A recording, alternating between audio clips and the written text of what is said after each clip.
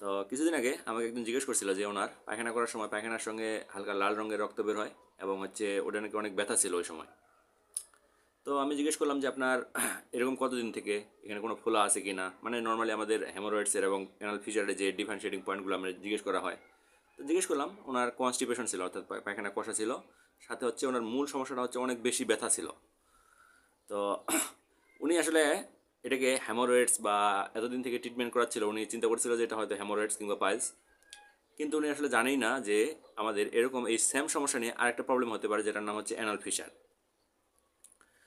তো মানুষের আসলে এরকম একটা বদ্ধমূল ধারণা আছে যে পায়খানার রাস্তাতে কিছু একটা ঝামেলা হইলেই, সেটা হালকা রং মানে লাল রঙের রক্ত বের হোক কিংবা এখানে একটু ফুলে যাক বা কিছু একটা বের হোক বা একটু চুলকাক, তাও সেটা মনে করে যে এটা হয়তো হ্যামোরয়েডস কিংবা পাইলস। হ্যামোরয়েডস মানে হচ্ছে, এটা আসলে আমাদের একটা মেডিকেল টার্ম, আমরা মেডিকেল আসলে এটাকে হ্যামোরয়েডস বলে থাকি, যেটা নর্মাল মানুষ পাইলস নামে বা অশ্ব নামে চিনে থাকে আর কি। যাই হোক, তো চলেন আজকে আমরা জানি এই যে কিভাবে আমরা একটা অ্যানাল ফিশার কিংবা একটা হ্যামোরয়েডসকে ডিফারেন্সিয়েট করবো, কিভাবে চিনতে পারবো যে কোন জিনিসটা হ্যামোরয়েড আর কোনটা হচ্ছে অ্যানাল ফিশার, বা এরপর হচ্ছে আমাদের ট্রিটমেন্ট পদ্ধতি কী কী আছে, আপনারা বাসায় কী করতে পারেন, এবং আমাদের মেডিকেল সেক্টর থেকে আসলে আপনাদেরকে কী কী ট্রিটমেন্ট প্রোভাইড করা যেতে পারে। দেখেন, আমাদের এরকম পায়খানার রাস্তা দিয়ে যদি কোনো কারণে রক্ত বের হয়, তো রক্ত বের হওয়া মানেই যে আপনার হ্যামোরয়েডস কিংবা পাইলস এরকম না। আমরা বলি যে পারেক্টাল ব্লিডিং, এরকম অনেকগুলো কারণ থাকতে পারে। আমরা যদি প্রথম চিন্তা করি, অবশ্যই এটা খুবই একটা কমন কারণ, হ্যামোরয়েডস কিংবা পাইলস, এটা এক নম্বর কারণ। এরপর হতে পারে আপনার অ্যানাল ফিশার হতে পারে, মানে হচ্ছে আপনার পায়খানার রাস্তায় যে জায়গাটা আছে, চামড়াটা আছে, সেটা ফেটে যেতে পারে কোনো কারণে, যেটাকে আমরা বলি হচ্ছে অ্যানাল ফিশার। অথবা আপনার কী হতে পারে, আমরা বলি একটা রোগ, সেটাকে বলা হয় আইবিডি, অর্থাৎ ইনফ্লামেটরি বাওয়েল ডিজিজ, ক্রোনস ডিজিজের কারণে সেখান থেকে ব্লিডিং হতে পারে। এরপরে আরও অনেকগুলো কারণ থাকতে পারে, যেখানে ইনফেকশনের কারণে হতে পারে কোনো একটা আমাদের গার্ডে, যেমন হচ্ছে আপনার টিউবারকুলার আলসার কিংবা অন্য যে আলসারগুলো আছে সেই আলসারগুলোর কারণে হতে পারে। এবং এরপরে আমরা যদি আরও জটিল জটিল রোগ চিন্তা করি, সেক্ষেত্রে ক্যান্সার হতে পারে, আমার কোনো কোলনে ক্যান্সার, রেকটামে ক্যান্সার, এগুলোর কারণে মূলত আমাদের ব্লিডিংটা হতে পারে। তো এগুলো চেনার আসলে অনেকগুলো কারণ আছে। যদি আপনার ব্লিডিংটা আলকাত্রার মতো কালার হয়ে যায়, মানে রক্তের নর্মাল কালার থেকে চেঞ্জ হয়ে যায়, তার মানে বুঝতে হবে যে এই ব্লিডিংটা উপর থেকে আসছে। আবার যদি ব্লিডিংটা একবারে ফ্রেশ, মানে আপনার একবারে নর্মাল রক্তের মতো দেখায়, তাহলে চিন্তা করতে হবে যে এটা আমাদের হয়তো অ্যানাল ফিশার হবে, না হলে হ্যামোরয়েডস হবে। আবার যদি এরকম হয় যে ব্লিডিংটা আমাদের কালার চেঞ্জ হয়ে গেছে, আল্টার কালার, দ্যাট মিনস এটা আলকাত্রার মতো বা এরকম অন্য একটা কালার দেখাচ্ছে, সেক্ষেত্রে আমাদের পেটের ভিতর থেকে কোনো একটা জায়গায় রক্ত বের হয়, সেই রক্তটা আমাদের মূলত আসছে। তো আমরা চিন্তা করতে পারি পারফোরেটেড পেপটিক আলসার ডিজিজ, আমরা চিন্তা করতে পারি এটা কোনো টিউবারকুলার আলসার কিংবা। তো চলেন আমরা জানি হ্যামোরয়েডস এবং পাইলস, মানে মানুষের যেটা সব থেকে বেশি আগ্রহ যে জিনিসটা জানার। তো হ্যামোরয়েড চেনার উপায় কী? তো হ্যামোরয়েড চেনার আগে আসলে জানতে হবে যে হ্যামোরয়েড জিনিসটা কী, কিংবা পাইলস আসলে জিনিসটা কী। পাইলস আমরা বলি হচ্ছে যে সিমটোমেটিক অ্যানাল কুশন। এখন আপনারা বলবেন যে আসলে অ্যানাল কুশন জিনিসটা কী। দেখেন, আমাদের যে পায়খানার রাস্তা, এটা তো একটা নলাকার জিনিস। তো নলাকার জিনিস হলে কী হয় যে আমরা যদি এটা যদি খোলা থাকো সবসময়, তাহলে কী হতো, আপনার পায়খানা ধরে রাখতে পারতেন না, সবসময় এটা পড়ে যেত। তো যার কারণে কী হয়, ওখানে একটা দরজার মতো জিনিস দেওয়া আছে, যেটাকে আমরা বলি হচ্ছে অ্যানাল স্প্রিংটার। আর এর সাথেই দেওয়া আছে আরেক ধরনের জিনিস, যেটাকে আমরা বলি অ্যানাল কুশন। তো কুশন মানে হচ্ছে কি আমাদের বালিশ, অর্থাৎ বালিশ যেমন আমাদেরকে মাথা রাখার জন্য একটা সাপোর্ট দেয়, ঠিক সেমভাবে ওই জায়গায় ওই জিনিসটাকে সাপোর্ট দেওয়ার জন্য অ্যানাল কুশন নামে এক ধরনের জিনিস আছে, এরকম ফোলা ফোলা। তো ওই জিনিসগুলোতে অনেক রক্তনালী থাকে। তো যদি কোনো কারণে ওই অ্যানাল কুশনগুলোর কোনো সিমটম প্রকাশ পায়, সেটা হতে পারে ওটা ফুলে গেছে, ওখান থেকে রক্তনালীগুলো গিয়ে ওখানে রক্ত জমাট বাঁধছে কিংবা ওখান থেকে ব্লিড করতেছে, তো এই জিনিসটাকেই মূলত আমরা হচ্ছে হ্যামোরয়েডস কিংবা পাইলস বলে থাকি। তো এই পাইলস আবার বেশ কয়েকটা ক্লাসিফিকেশন করা যায়। পাইলস আবার কোন জায়গায় আছে এটার উপর ডিপেন্ড করে আমরা পাইলসকে দুই ভাগে ভাগ করি, একটাকে বলে ইন্টারনাল পাইলস, একটা বলে এক্সটার্নাল পাইলস, বা ইন্টারনাল হ্যামোরয়েড, এক্সটার্নাল হ্যামোরয়েড। মানে আমাদের একটা ডেন্টেড লাইন আছে, এটার যদি উপরে হয় সেটাকে বলা হয় ইন্টারনাল, এটা যদি নিচে হয় সেক্ষেত্রে বলা হয় এটাকে এক্সটার্নাল। আবার এটা আবার ডিগ্রি আছে, যে এটা আপনার কী পরিমাণ সিমটম আছে সেটার উপর ডিপেন্ড করে আসলে আমরা 4টা ডিগ্রিতে ভাগ করি। যদি এরকম হয় যে আপনার পাইলস মানে আপনার শুধু নর্মাল ব্লিড হচ্ছে, মানে নর্মাল একবার ফ্রেশ ব্লিড আসছে আর কোনো ধরনের কোনো সমস্যা নেই, তো সেটা হচ্ছে আমাদের বলি আমরা হচ্ছে যে ডিগ্রি, ফার্স্ট ডিগ্রি। এবং যদি এরকম হয় যে আপনার ওখানে আপনার রক্ত আসতেছে এবং রক্তের সঙ্গে সাদা কী হয়, আপনার কিছু একটা ফুলা দেখেন যে বের হয়, কিন্তু সেটা নিজে নিজে আবার ভিতরে চলে যায়, দ্যাট মিনস স্পন্টেনিয়াস রিডিউস করে, তাহলে বুঝতে হবে যে এটা হচ্ছে টাইপ 2। আবার যদি এরকম হয় যে আপনার ব্লিড হচ্ছে, সাথে আপনার ওই যে ফোলাটা, এই ফোলাটা বের হচ্ছে কিন্তু নিজে নিজে যাচ্ছে না, আপনার হাত দিয়ে কিংবা আমরা মেকানিক্যালি কোনো কারণে আমরা ওটা ভিতরে ঢুকা যেতে পারি, সেটা হচ্ছে ডিগ্রি নাম্বার 3, বা আমরা 3 ডিগ্রি হ্যামোরয়েডস বলি। এবং যদি এরকম হয় যে আপনার ব্লিড হচ্ছে, সাথে আপনার ওই যে ফোলাটা এটা বের হয়েছে কিন্তু কোনো কারণে এটার ভিতরে যাচ্ছে না, আপনি হাত দিয়ে ইচ্ছা করেও ঢুকাইতে পারতেছেন না, সেক্ষেত্রে হচ্ছে এটা ব্লিড, আমরা বলি হচ্ছে 4th ডিগ্রি হ্যামোরয়েডস। তো এই করে রাখছে আমাদের হ্যামোরয়েডসের ক্লাসিফিকেশন। তো এটা হচ্ছে হ্যামোরয়েডস। তার মানে হ্যামোরয়েডসে কী কী সমস্যা থাকলো? হ্যামোরয়েড হচ্ছে আপনার ব্লিড করবে এবং ব্যথা, এটা হচ্ছে ব্যথা থাকতে পারে, নর্মালি থাকে না। যদি আমাদের ফার্স্ট সেকেন্ড ডিগ্রি থাকে সেক্ষেত্রে ব্যথা থাকার কারণ নাই, কিন্তু যদি থার্ড ডিগ্রি ফোর্থ ডিগ্রিতে চলে আসে সেক্ষেত্রে ইনফেকশন হয়, আলসারেশন হয়, বা কিংবা ওইটা ফাইব্রোস হয়ে যায়, সেক্ষেত্রে এটাতে ব্যথা থাকতে পারে। কিন্তু নর্মাল ফিচার হচ্ছে এখানে ব্লিডিং আর হচ্ছে হালকা আপনার ওই যে ফোলাটা পাইতে পারেন আপনি। তো এটা হচ্ছে আমাদের হ্যামোরয়েডস। আবার অপরপক্ষে যদি আমরা আসি অ্যানাল ফিশার, অ্যানাল ফিশার কীরকম হতে পারে? এটার মূল সমস্যাটা হচ্ছে অ্যানাল ফিশার, আমরা মূল যদি কারণ চিন্তা করি, অ্যানাল ফিশারের কারণ বলা হয়েছে যে একজাক্টলি কারণ আননোন, বাট এটাতে ম্যাক্সিমাম পেশেন্টের যেটা থাকে যে আপনার অ্যানাল ফিশার হওয়ার মূল কারণটাই হচ্ছে আপনার কনস্টিপেশন, দ্যাট মিনস পায়খানা কষা হওয়া। যাদের যাদের আসলে পায়খানা কষা হয় তাদের আসলে একটা বড় ধরনের রিস্ক থাকে যে আপনার অ্যানাল ফিশার হতে পারে। তো এটাকে অবশ্যই আপনাকে ট্রিটমেন্ট করাইতে হবে আর কি। তো চলেন আমরা জানি এই পালস এবং অ্যানাল ফিশার এই দুটাকে কীভাবে আমরা ডিফারেন্সিয়েট করতে পারি।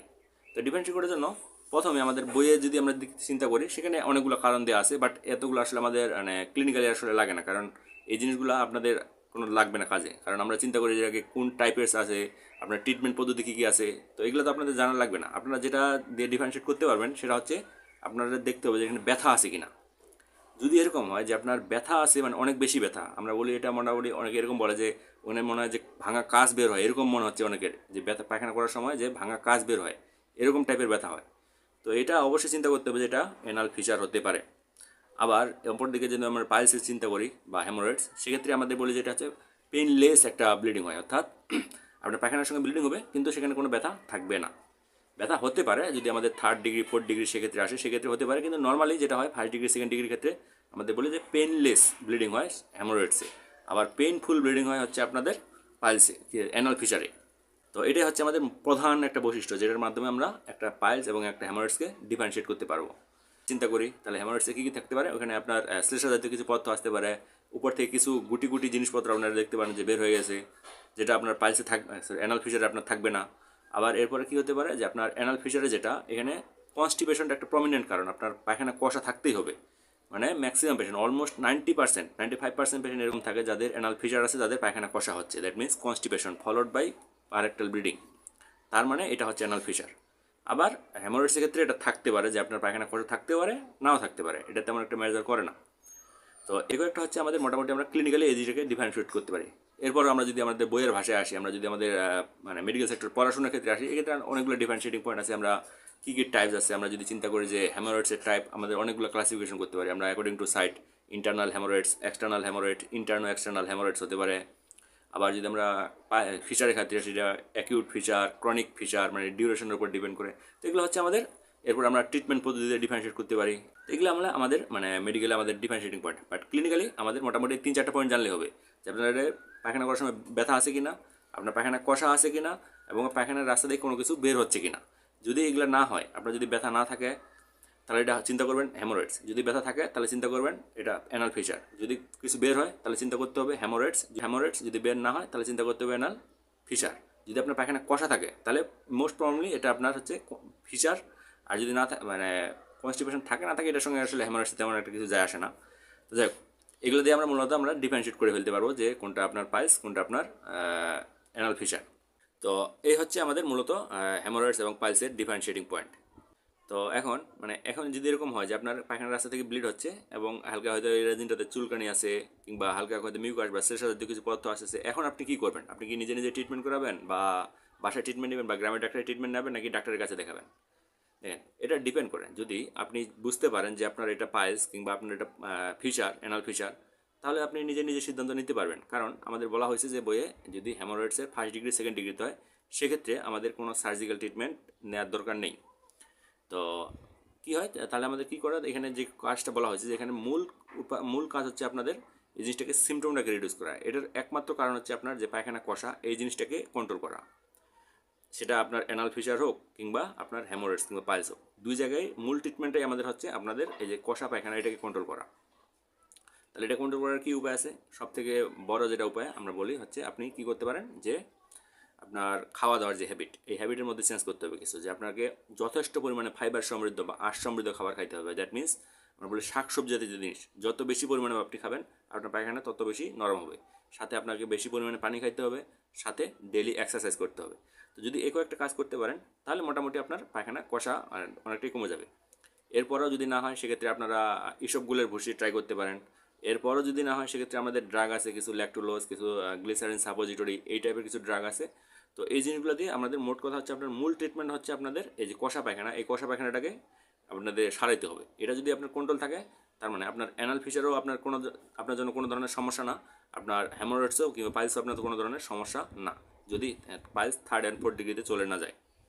আর এই যে অ্যানাল ফিচার, এটা তো আসলে কিছুই না, এটা হচ্ছে আপনার ওখানে ফেটে গেছে, তাহলে কী করতে হবে, আপনাকে আপনাকে কষা পায়খানাটাকে কন্ট্রোল করতে হবে, আর ওখানে হচ্ছে একটু হাইজিনটা মেনটেন করতে হবে। এটা স্পন্টেনিয়াসলি নিজে নিজেই ঠিক হয়ে যাবে যদি আপনি এটা নিজেই করতে পারেন। কিন্তু ম্যাক্সিমাম ক্ষেত্রে যেটা হয়, মানুষজন আসলে বুঝেই না যে কোনটা আসলে পাইলস, কোনটা আসলে অ্যানাল ফিশার। তো তারা অনেক দিন থেকে ভুগে।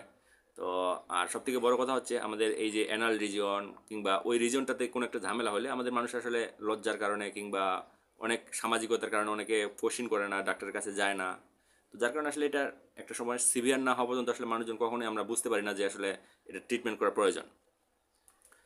তো তাহলে কী আমাদের হ্যামোরয়েডস হোক কিংবা পাইলস হোক, প্রধান ট্রিটমেন্ট হচ্ছে আমাদেরকে কষা পায়খানাকে কন্ট্রোল করতে হবে। এটার জন্য আপনার যে ডেলি হ্যাবিট আছে এটাকে চেঞ্জ করতে হবে, আপনার খাওয়া দাওয়ার অভ্যাস এটা চেঞ্জ করতে হবে, এবং আপনি চাইলে কিছু আমাদের ড্রাগ নিতে পারেন, সেটা ল্যাক্সেটিভ টাইপস অথবা আমাদের সবথেকে কমন যেটা পাওয়া যায় বাজারে সেটা এইসবগুলো ভুষি, এটা আপনার খাইয়ে দিতে পারেন।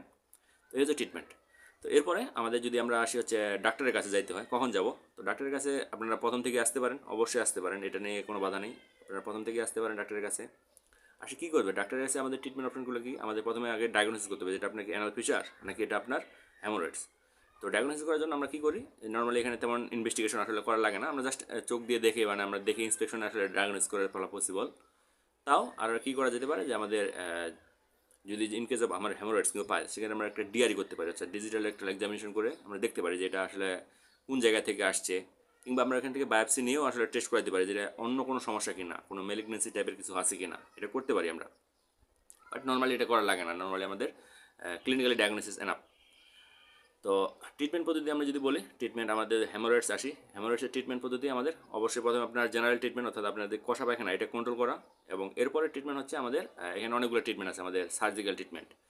মেডিকেল ট্রিটমেন্ট বলতে আসলে মেডিকেলে আমাদের হ্যামোরয়েডসের খুব একটা ভালো ট্রিটমেন্ট অ্যালাউড না, বা এখানে খুব একটা কার্যকরী ট্রিটমেন্ট নাই বললেই চলে।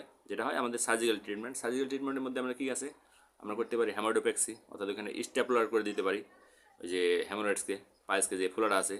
এরপরে আমরা করতে পারি এটা কেটে ফেলে দিতে পারি, হ্যামোরয়েডেক্টমি করা যেতে পারে, আর তারপরে ব্যান্ডিং করা যেতে পারে, স্ক্লারেজেন্ট দেওয়া যেতে পারে, তারপরে হচ্ছে ওইটাকে আর্টারি লাইগেশন করা যেতে পারে। এগুলো অনেকগুলো আমাদের সার্জিক্যাল মেথড আছে যেগুলোর মাধ্যমে আসলে মূলত আমাদের হ্যামোরয়েডসের ট্রিটমেন্ট করা হয়ে থাকে। আবার ওইদিকে অ্যানাল ফিচার, সেই অ্যানাল ফিচারের ট্রিটমেন্ট বলতে মোটামুটি আমরা বলি অবশ্যই আপনার সিমটম রিডিউস করতে হবে, কনস্টিপেশনের ট্রিটমেন্ট, এটাই মানে পায়খানা কষার ট্রিটমেন্ট হচ্ছে মূল ট্রিটমেন্ট, এটা করতেই হবে, এটা করবেন। এরপরে যেটা করতে আপনার ব্যথা কমানোর জন্য আমরা কী করতে পারি, ওই জায়গায় টপিক্যাল কিছু আমাদের অ্যানেস্থেটিক লোশন দেওয়া যেতে পারে, এটা দিলে আপনার ব্যথাটা কিছুটা কমে যাবে। আর আমাদের অ্যানাল ফিশারের যে সার্জিক্যাল ট্রিটমেন্ট এটাকে আমরা বলি হচ্ছে ল্যাটারাল ইন্টারনাল স্ফিংক্টেরেক্টমি করা যেতে পারে, কিংবা আমাদের অ্যানাল অ্যাডভান্সমেন্ট ফ্লাপ ব্যবহার করা যেতে পারে। এই হচ্ছে ট্রিটমেন্ট আর কি মূলত। তো এগুলো হচ্ছে মোটামুটি আমাদের ট্রিটমেন্ট অপশন। তো আরেকটা এখানে গুরুত্বপূর্ণ একটা তথ্য কি, কিছুদিন আগে এরকমই একটা পেশেন্ট, ওনার ছিল হচ্ছে মানে অ্যানাল ফিচার, তো উনি আমাকে জিজ্ঞেস করছিল যে ওনার এরকম ব্যথা, এই ব্যথার জন্য উনি ওনার গ্রামের ডাক্তারে যে ছিল ওনার কাছে গেছে, তো উনি ওনাকে ব্যথার ওষুধ দিচ্ছে হচ্ছে অ্যানাডল প্লাস। অ্যানাডল প্লাস মানে হচ্ছে আমাদের প্যারাসিটামল প্লাস হচ্ছে ট্রামাডল হাইড্রোক্লোরাইড, এইটার একটা কম্বিনেশন। তো দেখেন মানে গ্রামে এরকম ট্রিটমেন্ট হয় যে ব্যথার ওষুধ মানে আপনাকে ব্যথার ওষুধ দেওয়া হয়েছে, বাট এটা আসলে দেখা হলো না যে আসলে এই ব্যথার ওষুধ আপনার জন্য ক্ষতিকর নাকি আপনার জন্য উপকারী। এই যে আমাদের ট্রামাডল কিংবা অপিওয়েড টাইপের যে ওষুধগুলো আছে, এই ওষুধগুলোর আরেকটা কিন্তু অ্যাডভার্স ইফেক্ট কিংবা সাইড ইফেক্ট আমরা যদি বলি, এটা একটা কিন্তু কনস্টিপেশন, দ্যাট মিনস আপনার পায়খানা কষা হবে। পেশেন্টের যেহেতু অ্যানাল ফিচার, তার মানে কি অ্যানাল ফিচার মানে তার পায়খানা নরম করতে হবে, উপরন্তু তাকে যেই ব্যথার ওষুধটা দেওয়া হলো সেই ব্যথার ওষুধটা কী করতেছে, তার পায়খানা আরও কষা করে দিতেছে। সো এটা কিন্তু একটা ইম্পর্ট্যান্ট, আপনারা ব্যথার ওষুধ খাইতে গেলে অবশ্যই খেয়াল করে খাবেন যে আপনার এটা কি পায়খানা কষা করতে পারে কিনা, বা যে কোনো ধরনের ওষুধ খাওয়ার আগে, যে অ্যামোরয়েডস হোক কিংবা আপনার হ্যামোরয়েডস হোক কিংবা আপনার অ্যানাল ফিচার হোক, যে কোনো ধরনের রোগ হোক না কেন, আপনারা খাইতে গেলে আগে জিজ্ঞেস করবেন যে এই ওষুধটা কোনো কারণে আপনার পায়খানা কষা করতে পারে কিনা, যদি করে সেটা খাওয়া যাবে না, এটা হচ্ছে মাথায় রাখতেই হবে। So thank you for watching this video.